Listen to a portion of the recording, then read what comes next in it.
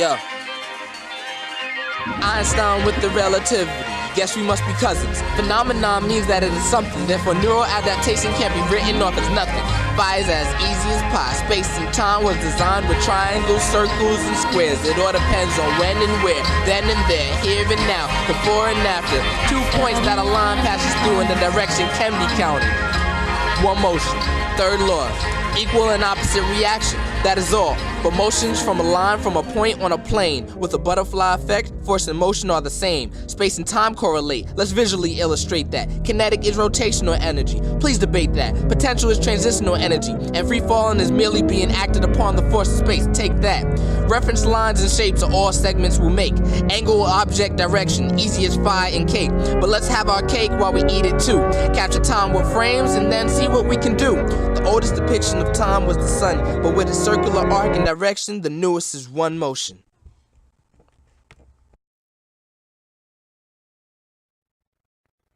Hello, my name is Kavon Xavier Sadler, and I am presenting to you the one motion method of animation. I am animating currently in Digicel Flipbook 6. For more info on Digicel, just go to their website. We're going to go with a standard screen size of 640 by 480. Now, first thing that we're going to do, we are going to import our background. Before we do this, I want to open up my X sheet, which is pretty much how you navigate with your animation and know where you're putting something and when. So right now it's on our first layer, but we're going to put it on our background layer. Now, even if I have something on this background layer, if I don't have it visible when I output my video, it doesn't matter. And that's going to be perfect for importing my one motion grid. The one motion grid is the same type of grid as any other kind of grid, but in particular it puts emphasis on a plus and an X.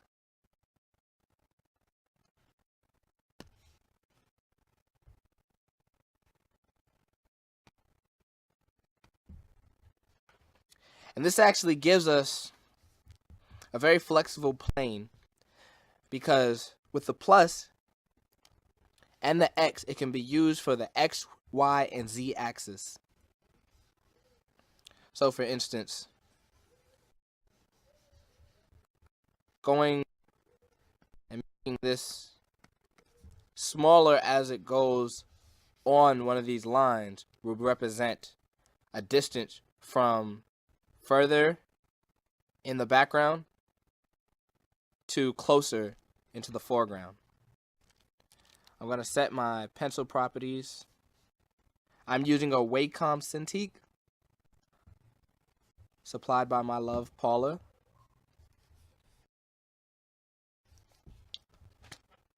Awesome, so we're ready to go. And what I'm first going to do is enter my first level. Now this is beyond the background. The background is its own level that I'm not touching right now. Now, what we're going to do on this level is we're pretty much going to describe the movements that will occur within this animation. What will be moving versus what won't, and at what pace, and versus what direction. Now, this direction actually starts with the direction in which you draw. Okay?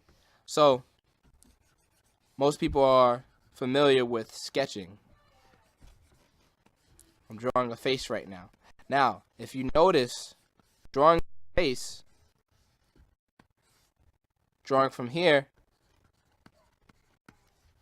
in this arc, I was going clockwise. But when I draw this line, I'm going counterclockwise. This is very important in keeping the balance of the flow within your artwork during animation, and really in traditional art, visual art as well, outside of animation. So we're not going to go too much into that. We're going to demonstrate this first with a circle. I'm drawing this circle in a clockwise direction. So I'm going to draw some arrows to demonstrate the direction in which I drew this circle. All right? Now, taking this circle,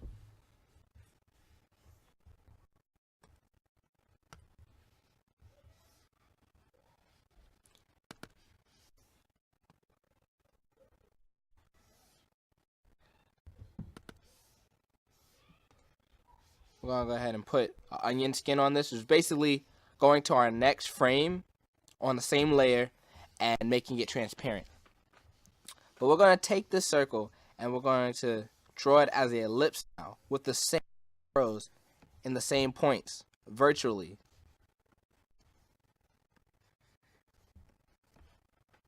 All right. And we're going to do that again. Changing my onion skin options really quick so you only see one at a time.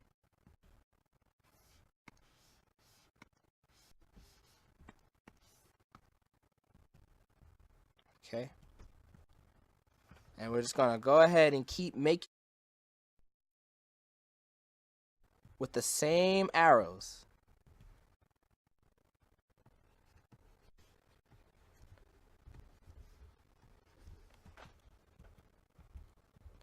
Until it's up.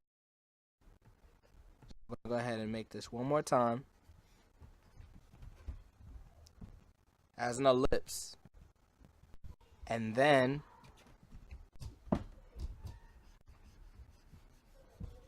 as a line. And I want you to take very clear notice of what's just happened. Those lines, those arrows that were upon this circle went from going in one single direction, and let's go ahead and take that onion skin off. From one single direction to apparently opposite directions. Now, this in film work is called the wagon wheel effect, which is something you can actually, and I'm going to go ahead and press play on our timeline over here, and I'm going to put the frame rate really low so we can see what's going on. In fact, I'm going to hold that last one just a little bit longer. Okay? So yeah, it's called wagon wheel effect, and this is something that you can actually see outside of film. But normally in film, when you see something go at a certain frame rate, film is taking pictures of something that is actually occurring. So if it's at a certain speed versus a certain frame rate, you will actually capture something that's within a cycle in a different rotation, like the wheels on a car. But if you look at a fan, a ceiling fan, in your house and such, and you see it spinning, and you look at it for a long enough time, and you try to possibly even follow some of the parts of the fan, you'll notice that it actually at sometimes seems like it's moving backwards. So this phenomenon is actually more than just in film. It's actually a neural adaptation. This is actually a brain process that helps us perceive motion. And it's not just with an illusion of motion. It's with real motion and observing it. And this is called the phi phenomenon. This is how we perceive motion, and this is how we perceive motion in animation. So, what I'm describing right now is not only a visual conception, but it is a physical conception. It is a physical reality. And I call this, along with Einstein, the law of relativity. And what we're going to do now is we're going to describe certain objects, certain subjects within motion based on this law of relativity. Because if you observe, once again, that last frame, you see that even though originally these arrows were going in the same direction, some are now going in the opposite direction, and this goes into Newton's third law, that everything that has an action has an equal and opposite reaction. So we are not only talking about motion, but we are talking about force as well. Let's give an example. In fact, what we'll do is we'll give an example. We're going to go to a different layer, okay? And we're going to go back to our onion skin options and make that whole level on level 1 transparent. So now we're on level 2, and you see the lines, they're still in the background and such. And I'm going to give an example of how this works with this illustration. Let's make this wall. Alright? And I'm going to go to another layer.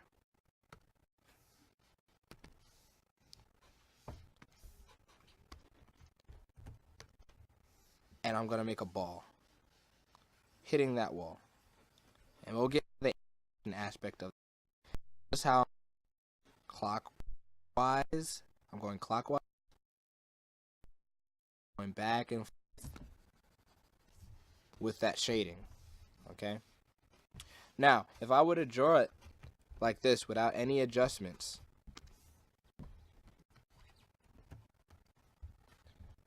it wouldn't be accurate.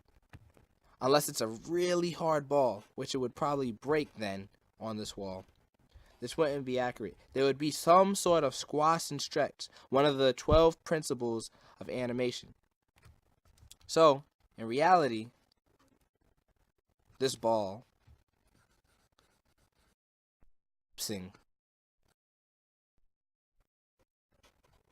and the direction in which we draw process. But once this ball makes contact, it should be ellipsing. It should be squashing. But to demonstrate this, I have these arrows in the back to describe the motion, to describe the force that is occurring. So what we would do is, as we went to another frame, we would go ahead and redraw these arrows in any given direction, preferably one different than the original. And what you notice is it describes what is actually occurring with the ball. It describes that action. Even though it seems like the arrows are going in different directions, because of the law of relativity, it's merely just describing the force. It doesn't necessarily matter what direction it's going, other than to illustrate something specifically occurring. Okay? And this is one of the hugest premises of the one motion method of animation.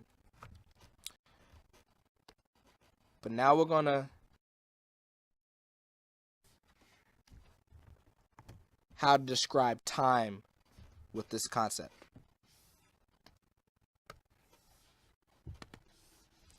Alright, so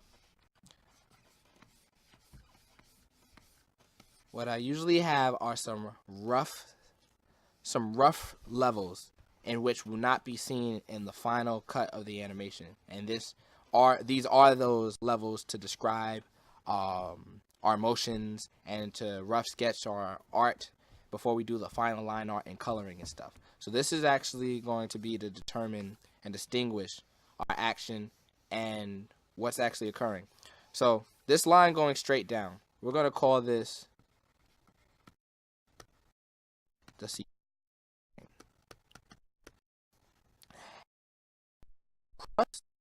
And we're going to put a direction going towards the right. We are going to call this the line of action, which is a common animation as well. All right. Now, usually the line of action in animation goes along the full length of the subject matter, but this isn't the case in this sense. The line of action is merely going to determine the direction in which something is moving, and the sequential line is going to determine when this is occurring and at what pace. So we're going to draw another ball. I'm going to circle, all right, and we're going to put before underneath it and a number 1 inside of it. All right. Now, we're going to go to our next frame. In fact, let's see. Let's actually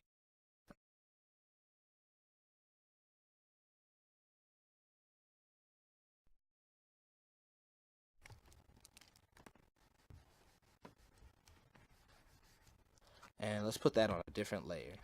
All right. So, I'm going to draw a ball, put a number 1 on it, and put before. All right? Because in animation, we have frames, all right? So, in reality, these are 3 different balls that I'm about to make. But through the phi phenomenon and through our changing of one frame to the next, it will show the illusion of motion.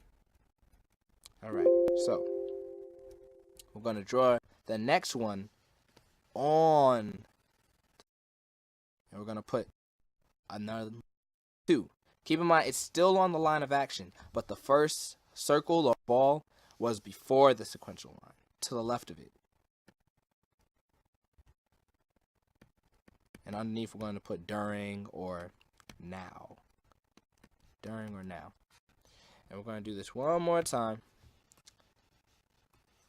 To the right of the sequential line, still on the line of action, still going towards the direction in which the line of action is illustrating. We're going to put the number 3, and we'll put after. All right, and what we'll do is we'll hold that there. Basically, all I am doing is isolating a certain time on the timeline for our X sheet, which is basically what we had earlier, just showing all of our frames and layers.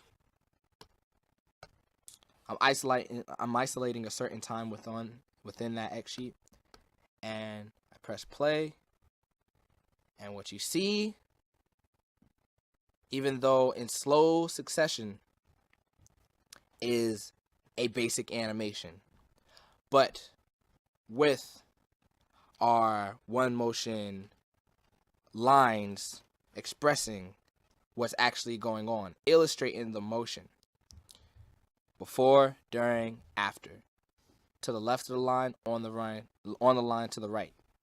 Now, if you wanted, you could have frames that were in between this. So, for example, you could have another frame after this one. And all we would have to do is go to our X sheet and put a frame in between those 2 balls. All right? So, we have one ball and then the other. So now, the second ball, there's a frame in between the first ball and the second ball. So what we're going to do is we're going to draw another circle in between those 2. All right? And let's just call it 1.5. All right? So we press play again. And now we have 1.5. In fact, let's go ahead and move our timeline so that we can see the third frame as well.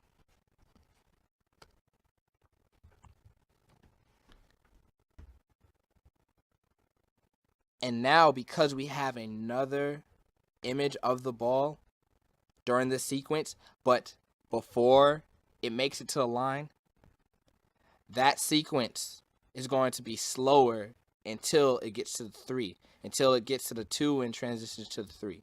So if we sped up our frame rate, you would see a bit of lag on the left side of the sequential line. So all the sequential line does is help us space our timing.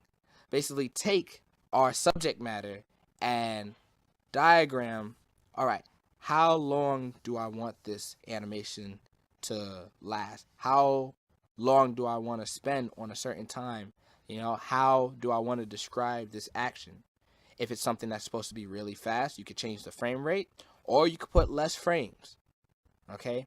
But each has its own consequential result. Awesome. So that's our sequential line, that's our line of action, and those are the premise behind the one motion method in animation. But that is not all. Now what we are going to do is we're going to take our different types of forces and we're going to illustrate those on 3 main layers of animation. With the one motion method of animation, we use primarily 3 final layers of animation to describe 3 different types of motion / force, and compiled together you get a full scene. Because with these 3 layers, with these 3 subject matters, whether foreground, middle, or back, all together it shows not only your subject, but it shows like a background animation, it shows effects and such. And I'm going to describe now those different types of forces, which I call different types of frames. We're just going to call those different types of frames, okay? So keep in mind we have this grid in the background at all times. But what we're going to do now is we're going to make different types of actions or motions or frames that we can make within an animation. We're going to describe them with this little gridding system that I have. The first one is a kinetic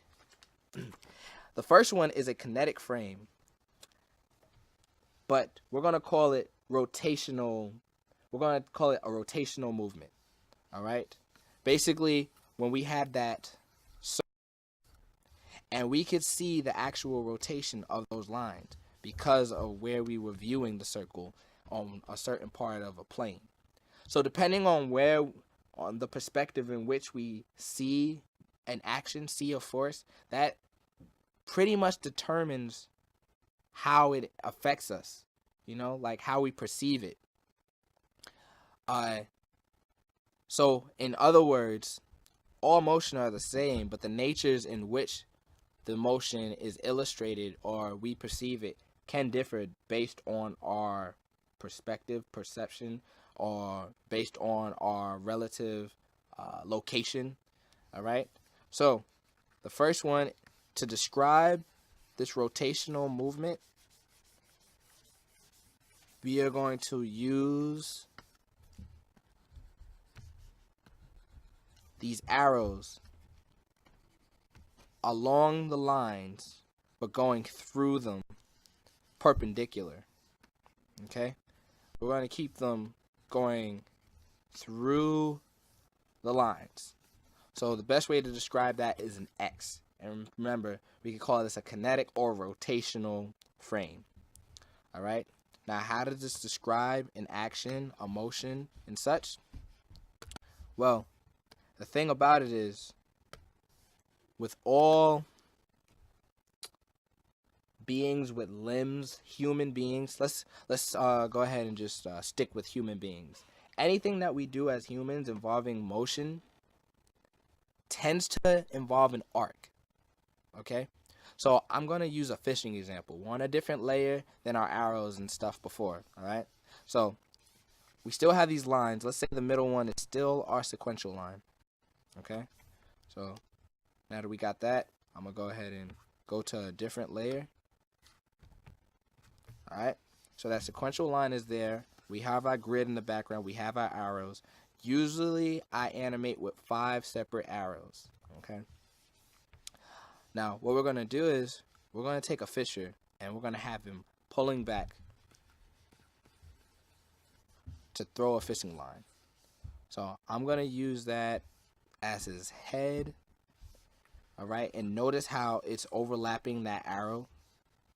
Then where the other arrow is, and you don't necessarily have to put it on the arrow, but where that other arrow is, I'm going to draw his hands with the fishing line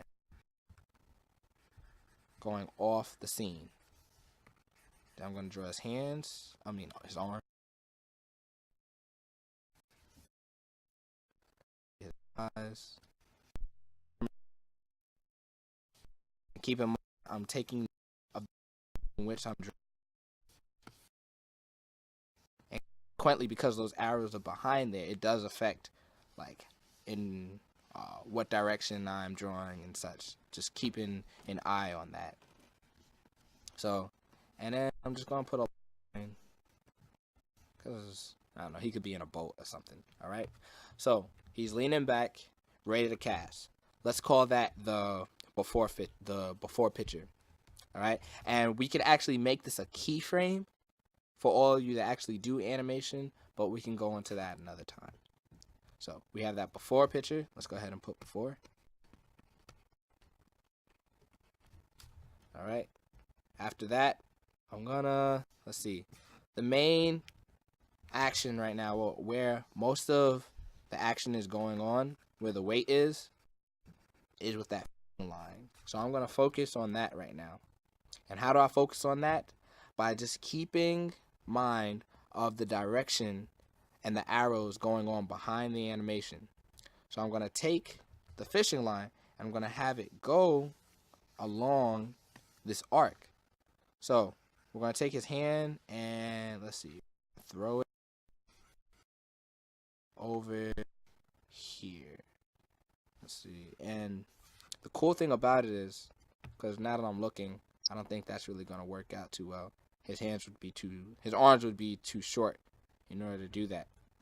So the cool thing about it is, when I make a subject, or when I make anything that's going to be potentially within the final part of the animation, I call that a character. So it doesn't necessarily have to be a character as in a person and such. Just basically think of it as in like Chinese characters, okay? Not a person, may look like a house or whatever, but basically it's taking segments, which is just short lines. It's taking segments and connecting them to make shape, connecting them to, okay?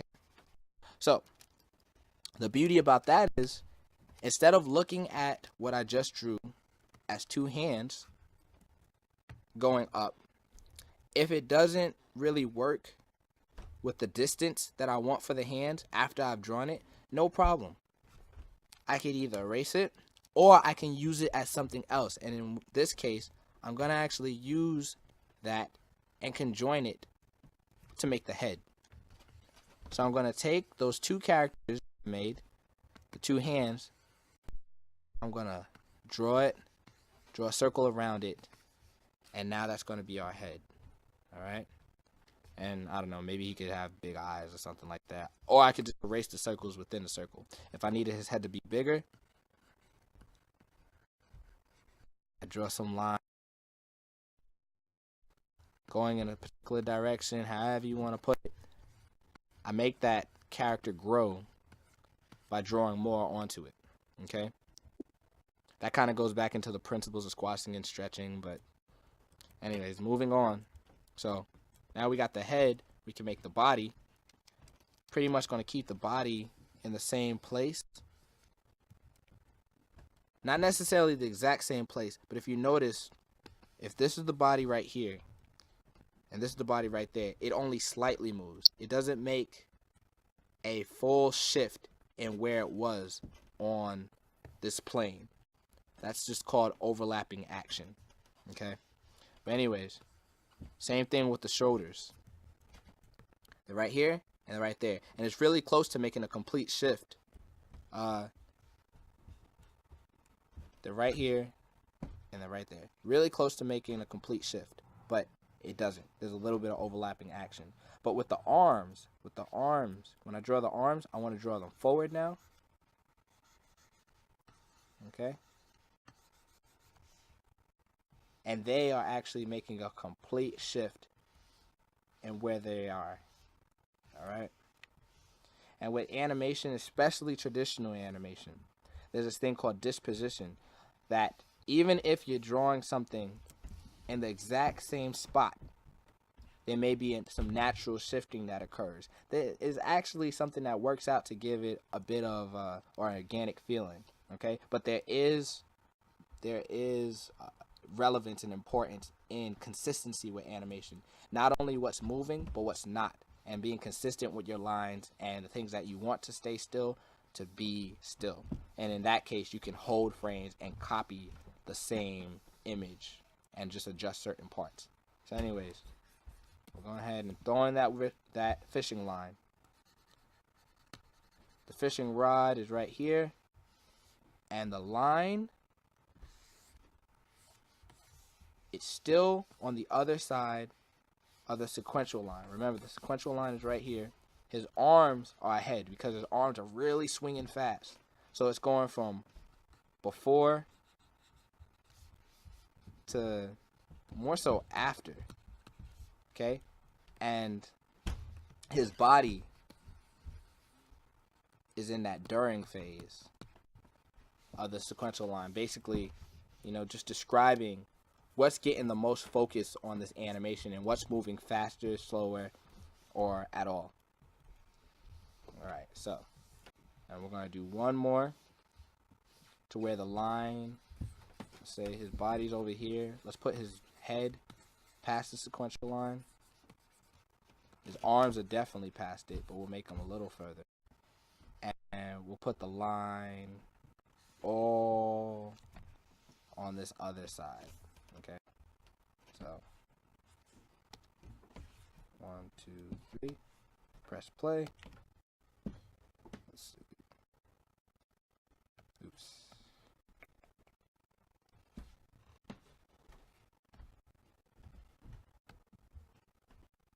Alright, so there you have it. Once again, if you're looking at the arc and the arrows, you have the arrows basically defining what's going on here. Alright, it's really illustrating the direction in which I'm drawing, which also really helps when I am illustrating a character, when I'm illustrating a subject matter, because the direction in which I'm drawing is going to have these arms, when it's at its beginning stage, arc downwards instead of arcing, instead of arcing upwards. Even though it's on the other side of the sequential line, that stuff is important. So these arrows really do not only illustrate where it's going, but how it's going there. Okay? So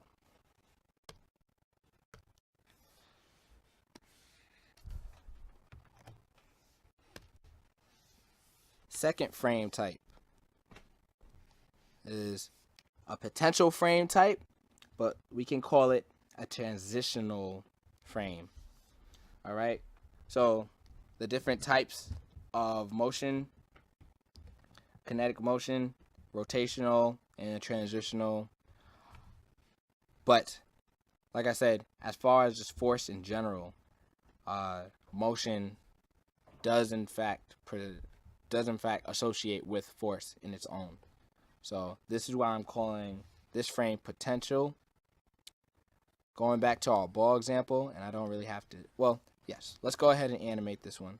So with a potential frame, instead of using the arrows in which it was going in that perceived circle, that perceived arc, we're going to use it when it was perceived as a line. So we're going to have all of these,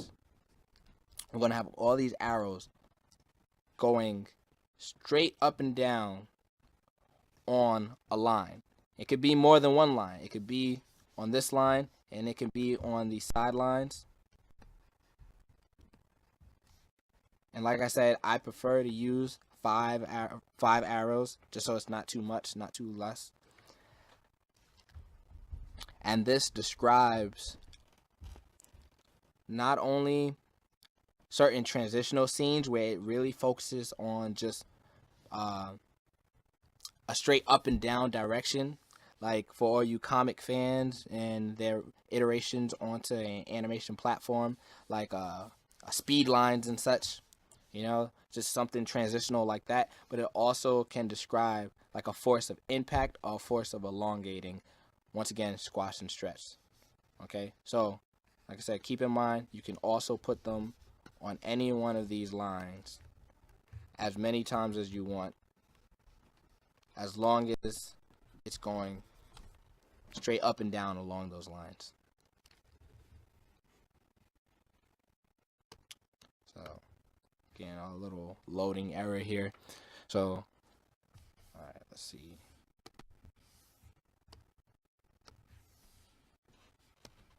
So we're going to delete that, and we're going to start fresh.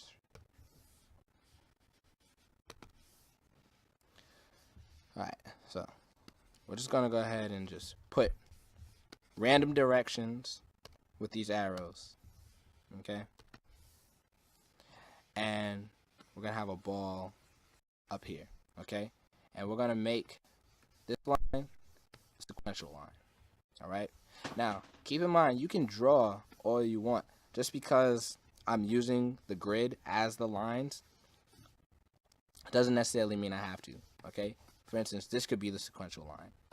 And in which case, if I did that, I could draw the next ball on. So it's before, during, and after. That's the basic sequence of describing time with motion. And then after that, we can draw it on this sequential line. And the reason I wanted to use this one as a sequential line is because I want to make this a floor, and I want this to actually interact with this sequential line. Interact with the sequential line by pushing as it comes into contact with it. Okay? And then afterwards, going back up, and keep in mind the directions. So I squash, and I'm drawing clockwise. It stretches back up. I'm drawing counterclockwise. And then afterwards, it goes back to its original form after bounce. Very bouncy ball.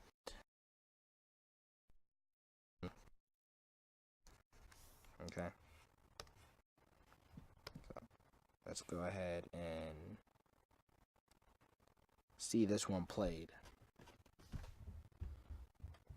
This does not mean that you can't use a kinetic or rotational frame for the same type of action. It just means that it's going to be focused on something different.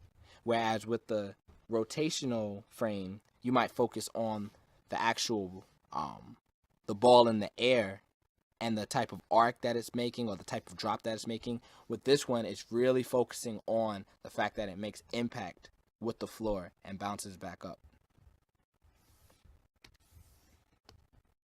So let's go ahead and play this. I'll speed it up just a little bit. There we go. And we have our bouncy ball, bouncy ball, bouncy ball. Okay. Now our last frame, last but not least, is our free frame.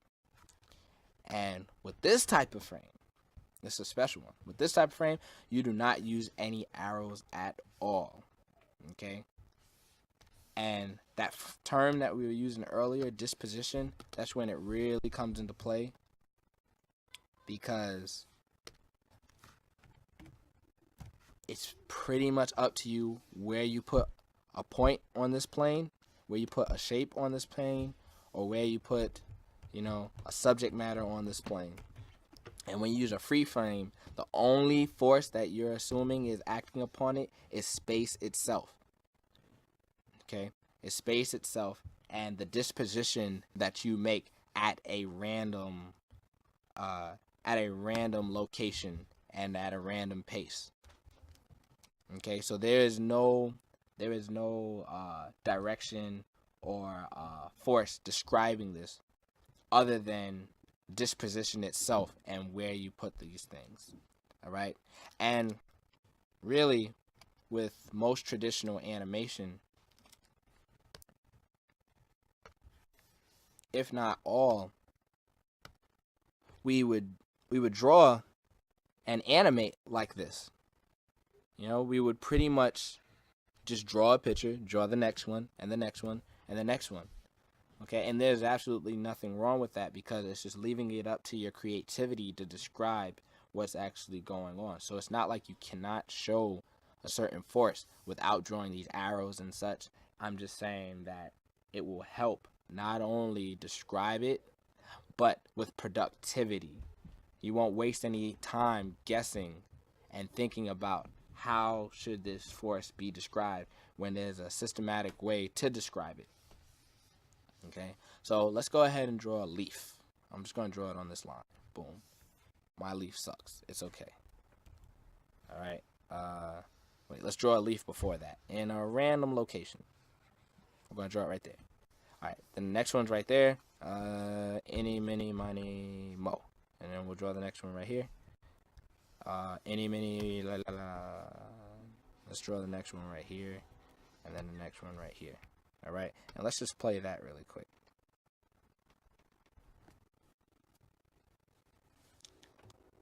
Loading. And play. Let's slow it down a little. Okay. So you see that this leaf it has a direction, it has this pattern, but this pattern is pretty much being generated randomly just by the thought process, the imagination that's going on within your mind, and disposition, just basically wherever we draw it differently from before. If we wanted to actually show this pattern with a little more concreteness, we could put frames in between each one and draw another leaf in between.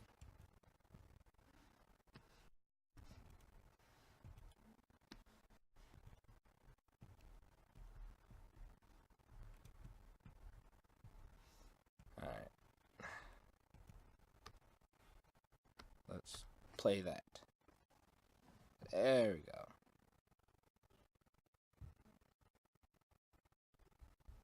So the leaf is starting at the center, going around to the left, and then to the other side of the plane.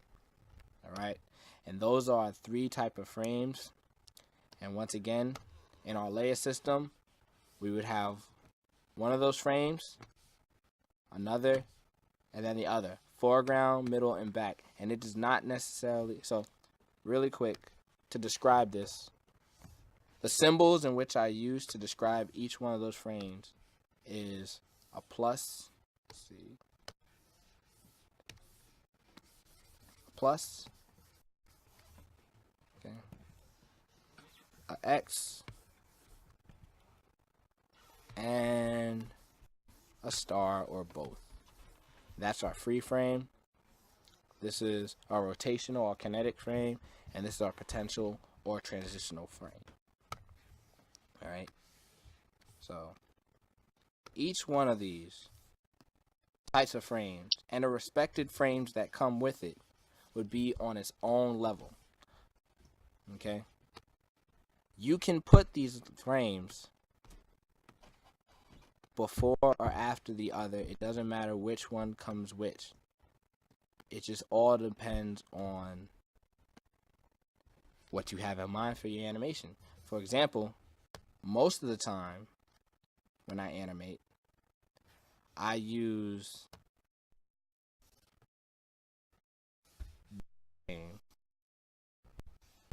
actual so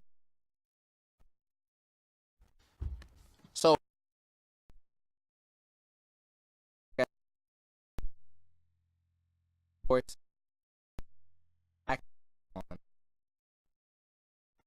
other than space.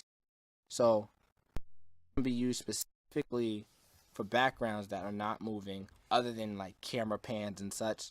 And the lines that are describing this type of frame and the others can be used for perspective. For instance, we have a house, and if you notice, we have the house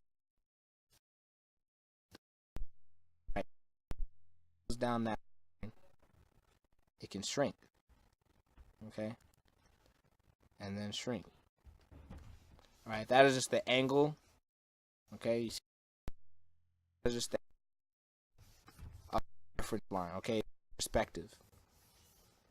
All right, so you can actually use these lines to describe the x axis, the y axis, and the z axis. So in other words, just going up and down, left and right, or in and out, and it would be perfect for different camera shots.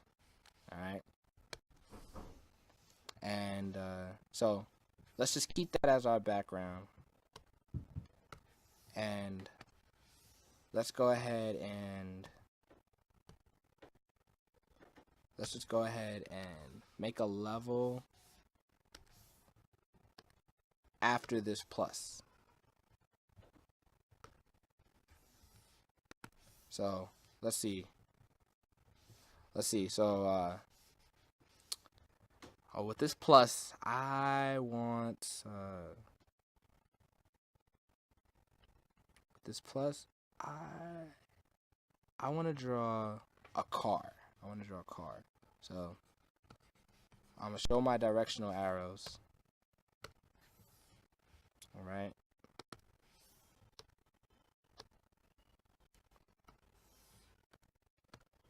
And then afterwards,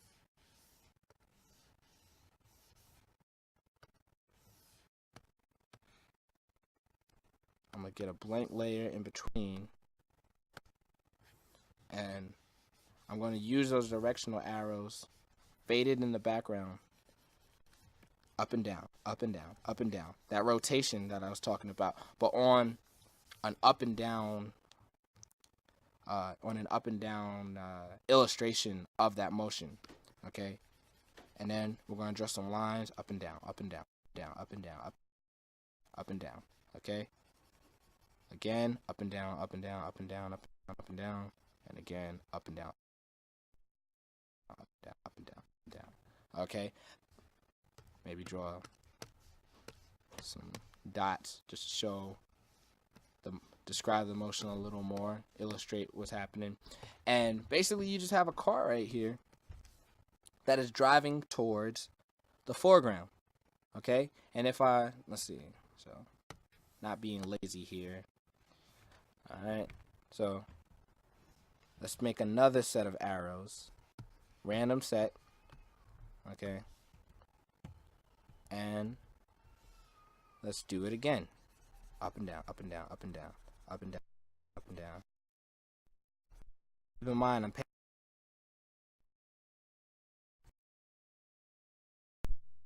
paying attention to the background, my direction of drawing, and just what I'm this illustration. Up and down, up and down, up and down, up and down. All right. Oh, let me go ahead and put some more dots in the background and stuff. So I'm going to take those frames, copy them, and paste. Copy them and paste. Copy them and paste. All right. I'm going to go to frame 8. I'm going to hold it at that, and we're going to play that. Let's go ahead and speed it up a little bit.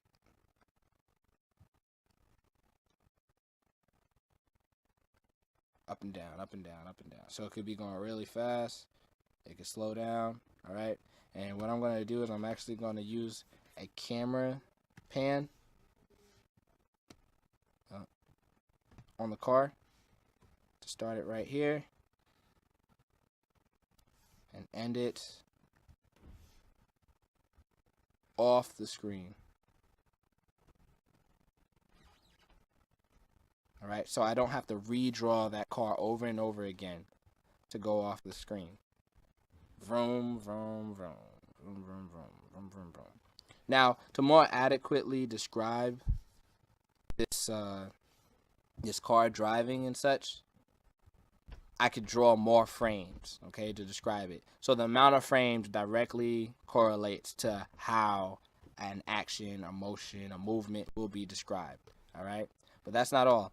If this scene seems incomplete, then I'm happy, because this 3-layer system is what really puts the icing on the cake. It just really shows, you know, a good balance of not only elements within a scene in reference to this camera, shot, but movements that are actually going on.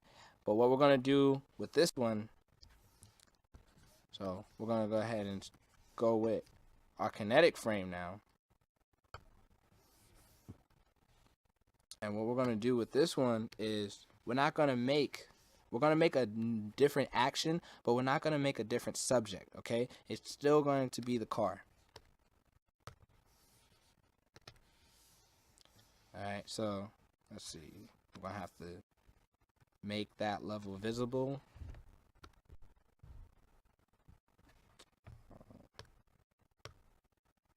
Okay. Oh, we need level 4. Let's see. No, not level 4. Level 5. There we go. So we see our arrows, okay? We see the action that's being described. This is going to illustrate to me that I need to be making some strong arcs within this action, all right? What action do I want to make? I want to make smoke behind this car, okay? Oh, little sketchy smoke, sketchy smoke. But two, it was really about those arcing lines in those certain directions. Alright, so we're going to draw some other randomly generated, manually of course, lines in any kind of direction, so we see a bit of a difference with the lines that are being described. So it's going to help with that natural disposition of animation, to illustrate motion. So now we're going to go ahead and draw a smoke. Alright. What we're going to do is we're going to go ahead and duplicate that one like we did the first, so that it loops.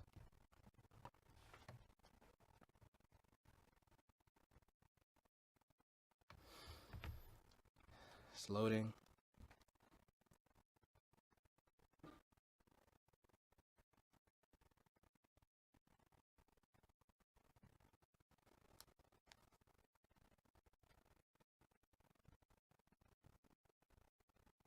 So we're going to duplicate those 2 frames. Shout out to 2 Frame Studios. We're going to duplicate those 2 frames, and then we're going to make it zoom out like the car. But what I'm going to do really quick before I do all that is I'm going to switch what's on these 2 layers to where the car is in front and the smoke is behind it.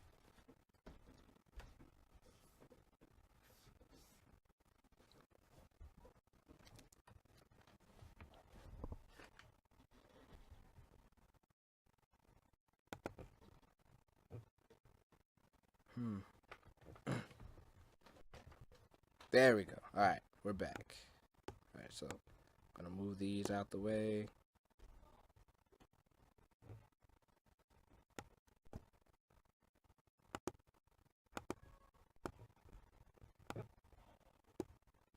Put these over here. Now I'm going to take these.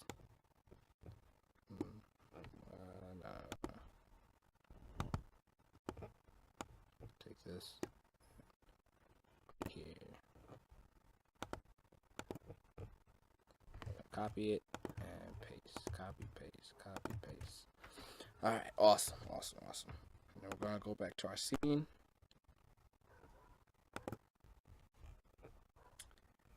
Press play really quick so you can see. Nothing's moving at the moment.